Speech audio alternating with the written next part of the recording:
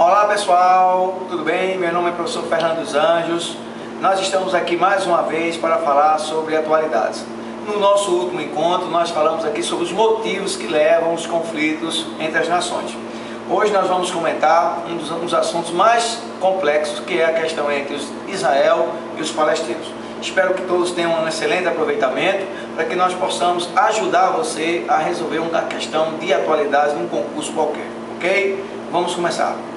Agora vamos ver como se faz, como se entende definitivamente essa questão relacionada a Israel e os palestinos. Veja só, Israel é um país novo. Israel foi criado pela ONU em 1948, 15 de maio de 1948. Porém, para entender essa questão, você tem que voltar 4.000 anos atrás e perceber que a partir de uma cidade chamada Ur, atual Iraque, aconteceu a migração de um povo chamado hebreu. O povo hebreu migrou em busca da terra prometida, que atualmente é a Palestina, e nesse modelo eles fundaram aqui dois reinos, o reino de Israel e o reino de Judá. A partir dessa divisão, surgiu também a primeira religião, que é considerada a primeira religião monoteísta do mundo, que é o judaísmo, há 4.000 anos atrás. Fundaram uma cidade importante, que é a cidade de Jerusalém. Foram escravizados por vários povos, pelos assírios, pelos persas, que são hoje os iranianos, pelos egípcios e pelos romanos. Os romanos permaneceram nessa região por 200 anos. Inclusive, mataram uma das mais importantes, talvez a mais importante personagem da história humana, que é Jesus Cristo. Os judeus já instalados nessa região foram expulsos pelos romanos durante a sua presença, num fenômeno que ficou conhecido como diáspora. Ou seja, a diáspora é exatamente a fuga forçada dos judeus pelos romanos. E esse processo se espalhou pelo mundo inteiro, especialmente a Europa, onde os judeus se instalaram e durante séculos conviveram com os povos europeus, principalmente os alemães. Não esquecer que a partir do final do século XIX aconteceu um movimento de retorno dos judeus espalhados pelo mundo inteiro, conhecido como sionismo. O sionismo é um movimento iniciado por um médico austríaco e que nesse modelo a ideia dele era de montar e fundar o Estado de Israel. Até porque o povo de Israel existia no mundo inteiro, mas ele não tinha ainda constituído a concepção de Estado. Infelizmente aconteceu a questão da Segunda Guerra Mundial, onde os judeus eles foram praticamente dizimados com a violência do nazismo. E após a Segunda Guerra Mundial, a ONU, recém-criada em 1945, resolve então criar o Estado de Israel como se fosse uma compensação pelas grandes perdas que eles tiveram durante a Segunda Guerra Mundial. E assim, em 15 de maio de 1945, nasce o Estado de Israel. Acontece que o Estado de Israel nasce também em conjunto com o Estado palestino. Porém, os países que são vizinhos de Israel não aceitam a presença desse povo judeu, até porque eles estavam islamizados. Portanto, eles foram tomar as dores do povo palestino. O resultado foi que um ano após a chegada de Israel a essa região, Israel já teria sido, por acaso, invadido por esses povos e teria, por acaso, tomado as terras que antes estavam estabelecidas como terras palestinas. Ou seja, Israel, que no acordo de 1948 pela ONU teria 14.000 km², e um ano após a sua instalação já teria, evidentemente, 20.000 km², com 6.000 km a mais. Israel nasceu um Estado poderoso, um Estado forte, respaldado pela força americana nessa região. Os americanos devem muito aos judeus, muitas empresas americanas foram fundadas por imigrantes judeus naquele país, e até então Israel nasce com um apoio incondicional americano, respaldado por vários presidentes, recentemente pelo próprio Obama. Acontece que com o passar do tempo, Israel, com um ano após, já estava com as terras que antes deveriam estar, pelo acordo, na mão do palestino, em sua posse. Israel então passa a ser admoestado, passa a ser então incomodado, a partir exatamente de propostas diferentes. Em 1967, Israel é novamente invadido pelo Egito, pela Jordânia, pela Síria e pelo Líbano. em função do porto de Eliat ser impedido de navios israelenses chegarem lá.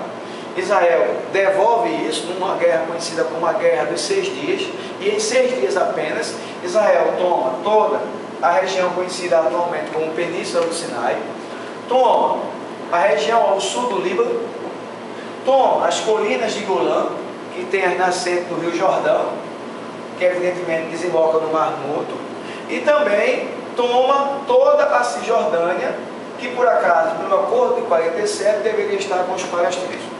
O resultado foi que Israel, em apenas pouco mais de 20 anos de existência, ele consegue passar dos 14 mil quilômetros para 84 mil quilômetros quadrados. Israel devolve a Península do Sinai ao Egito em 1982, com a chegada ao poder do ditador recém-retirado agora do Egito, Mubarak.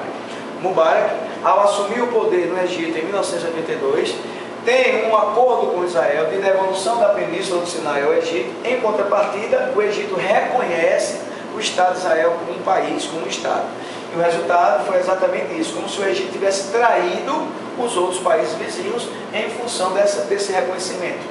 Em 1973, outra situação acontece, quando Israel ele tem um processo de liturgia, poderíamos dizer dessa forma, que é o dia do Yom Kippur, um dia de perdão, onde o judeu ele se recolhe, ele tem todo um processo de recolhimento pessoal e familiar, e nesse processo, aquela sociedade, ela se torna naquele dia muito, digamos assim, sem estar tão atenta a questões de guerra. E foi exatamente nesse dia que Israel, em 1963, foi novamente invadido. Mas o povo de Israel, ele tem uma questão que é diferente da nossa. O cidadão israelense, ele é um militar. A moça e o rapaz, obrigatoriamente, tem que servir o exército israelense 2 anos da sua vida, tem que dedicar ao país 2 anos da sua vida. E naquele dia que Israel foi invadido, em 1973, aconteceu novamente a resposta de Israel imediata. E novamente o país não passou para a mão dos palestinos e evidentemente para a mão dos muçulmanos. Só que o mundo não aceitou essa proposta, não aceitou essa maneira como Israel estava tratando a situação. E o que acontece foi que ali nós pagamos o preço caro, em 1973. Os países principais produtores de petróleo resolveram aumentar o preço do barril de petróleo enquanto Israel não reconhecesse a Palestina como país e não saísse de suas terras que teriam por acaso sido ocupadas desde 1948. O resultado foi que o barril de petróleo naquela época passou de 3 dólares para 18 dólares. E aí tivemos a primeira crise do petróleo, que o Brasil por acaso pagou tanto, impedindo o crescimento econômico naquela época que o Brasil estava passando, continuasse. Mas o tempo passa e chegamos então ao ano de 2000. Em 2000, o atual primeiro-ministro naquela época de Israel era um cidadão chamado de Ariel Sharon. Ariel Sharon, então, primeiro-ministro de Israel, ele simplesmente entra na cidade de Jerusalém, que é a cidade sagrada de Jerusalém, andando no bairro muçulmano com uma comitiva. Essa notícia se espalha pelo país inteiro de que um judeu teria profanado um território sagrado, que é o território, por acaso, muçulmano. Gerou, por parte da população palestina da área, um movimento de rebeldia conhecido como Intifada. Bom, e o que é Intifada? A Intifada é a guerra das pedras. Então, o muçulmano, quando ele se sente agredido, ele joga pedra naquilo que está lhe incomodando, no mal, por exemplo. Então, crianças foram estimuladas por seus pais para que pudessem ir às ruas de Jerusalém jogar pedra em tanque palestino.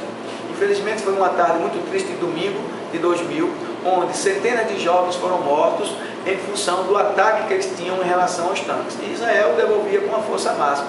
E aí ficou conhecido como a Intifada, número 2, já que a primeira teria acontecido em 1987. O tempo passa e o então líder na época dos palestinos, que era um cidadão chamado Yasser Arafat, ele morre em 2004. Naquela época que acontece a morte dele, assume o até então atual Muhammad Abbas. Esse cidadão, que é o Abbas, que é o atual líder da autoridade palestina, ele é então procurado na época ainda por Ariel Sharon, e então inicia-se um processo de entrega das atuais terras que estavam na mão dos israelenses. Aí, o início desse processo se dá pela faixa de Gaza. Então, essa faixa de Gaza, ela é então motivo de acordo. Israel resolve entregar a faixa de Gaza aos palestinos, em troca, pararia essa situação de ataques palestinos ao povo de Israel, em restaurantes, em ônibus, etc. O acordo foi feito. Em 2005, então, começou o processo de evacuação. Se vocês observarem, vocês vão notar que Israel está com essas bolinhas vermelhas que são assentamentos judaicos. O que é isso? São condomínios fechados de judeus nessas terras que antes deveriam estar apenas controladas pelo palestino. Desde 1947, que o palestino deveria comandar essa região, e com o passar do tempo ela foi cada vez mais ocupada também por condomínios fechados, também chamados de colônias judaicas. Israel se propôs então a retirar essas colônias judaicas para que possam ser controladas perfeitamente pelos palestinos. E isso acontece.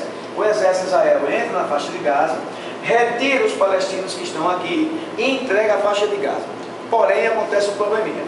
A faixa de Gaza, historicamente, ela foi comandada pelo Hamas.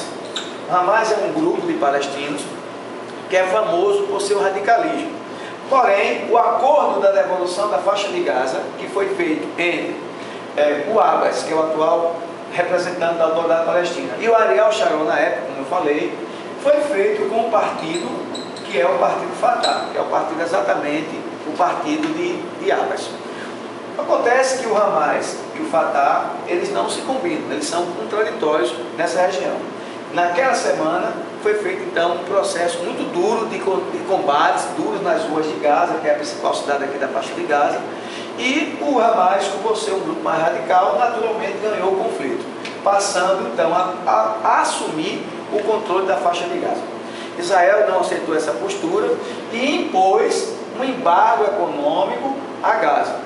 Recentemente, vocês se lembram, tivemos aqui um trágico caso, que foi uma flotilha de navios, tentou ajudar a região da faixa de Gaza com comida, com produtos de primeira necessidade, nada tinha a ver com armas. E Israel impediu isso com um ataque durante a madrugada, com um comando altamente preparado, e algumas pessoas foram mortas naquela noite, tentando ajudar a população aqui de Gaza.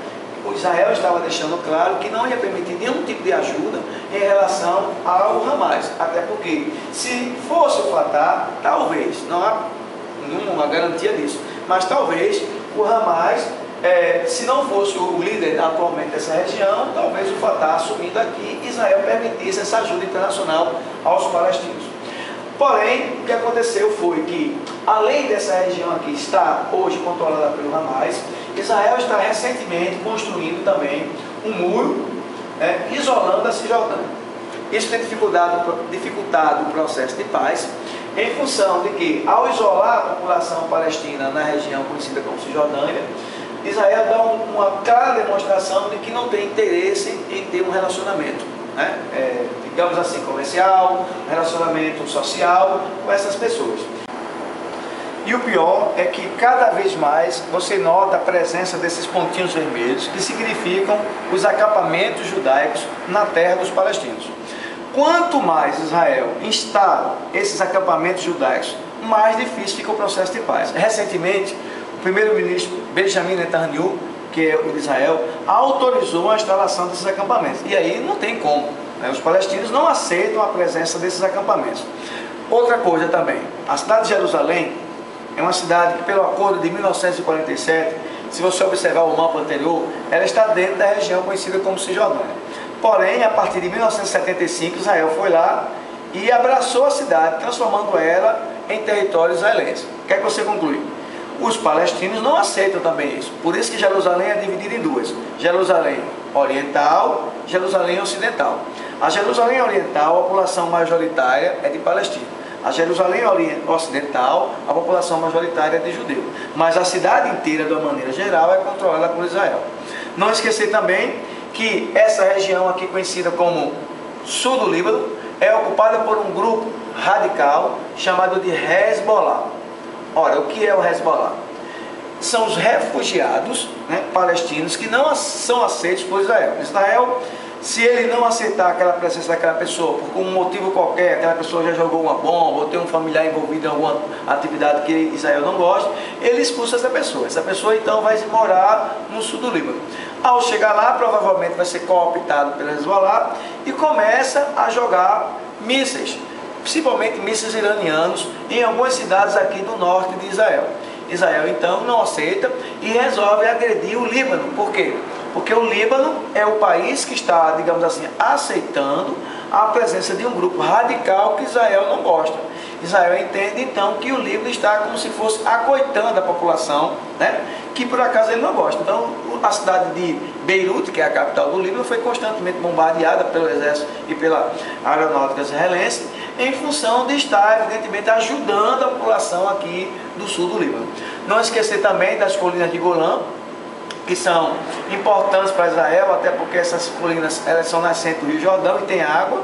Israel controla o acesso de água à Cisjordânia mediante o colônia das colinas de Golã e evidentemente isso também atrapalha o processo de paz. Então o que é que a gente concluiu? De que Israel é um país novo, né? Tem apenas 64 anos, agora completados em 2000, vai completar agora em 2012, em maio. Mas o povo de Israel é muito antigo, um povo que tem 4.000 anos de história. Não esquecer de que eles migraram em busca dessa terra prometida. Durante a sua ausência na diáspora, os que ficaram foram islamizados. O mais estranho é isso, que eles têm a mesma corrente étnica, podemos dizer assim, até porque eles são hebreus. Os palestinos, então, têm uma certa ligação com eles, a partir do momento que vieram no mesmo grupo. E esse lugar convive exatamente com essa disputa basicamente religiosa. O território aqui disputado, se ele cobrar lá de você, não tem nada a ver com petróleo. Esses dois países não detêm reserva de petróleo. Israel vive de tecnologia. Os palestinos vivem de comércio, né? Praticamente são cidades comerciais, são cidades que têm também uma história muito grande. E não tem nada a ver com petróleo. Então Israel é um país novo, criado em 1948 pela ONU. O povo de Israel é um povo muito antigo, né? Então isso é importante também lembrar, deixar bem claro isso. A cidade de Jerusalém é exatamente ela que é uma grande disputa por essas religiões, tanto o islamismo como também o judaísmo. Apesar de que a capital de Israel pela ONU é Tel Aviv, né? Cidade que foi planejada, construída, mas Israel entende que a sua capital é a cidade de Jerusalém, incomodando ainda mais o processo de paz entre Israel e os palestinos. Os palestinos não têm uma renda per capita muito alta, eles são pobres praticamente, comparativamente com os israelenses, que têm uma renda per capita de mais de 35 mil dólares. O país é muito rico, detentor de grandes tecnologias, desenvolvimento, talvez, não se tem certeza se Israel é desenvolvedor de arma nuclear. Há uma suspeita de que Israel tenha arma nuclear. Por isso que o Irã é o grande inimigo de Israel, em função exatamente da tentativa de também ter essa arma nuclear. Possivelmente, se Israel tem a bomba nuclear e o Irã também tiver, isso vai gerar um conflito muito perigoso no futuro. Nós temos que torcer para que isso não aconteça. São respaldados pelos Estados Unidos da América, como eu falei no início, em função de Israel ser um país que tem muita importância para os americanos, porque muitas empresas americanas são evidentemente de judeus, e a situação ela está nesse modelo, nesse momento, né? Temos que torcer como pessoas aqui do outro lado do mundo, para que eles entrem num acordo, evidentemente, em função de uma paz que possa garantir não somente a eles, mas ao mundo inteiro uma tranquilidade, ok? Então, nos próximos encontros nós vamos falar de outros conflitos que estão acontecendo por aí pelo mundo. Valeu? Obrigado.